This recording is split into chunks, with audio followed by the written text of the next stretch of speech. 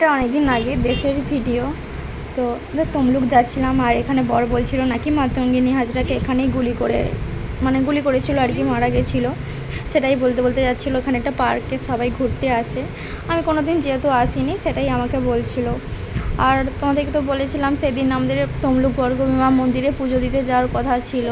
একটা দুর্ঘটনা ঘটে গেছিলো, মানে আমার বড় জেঠিমা মারা যায়, সেই কারণে আর আমরা যেতে পারিনি পুজো দিতে।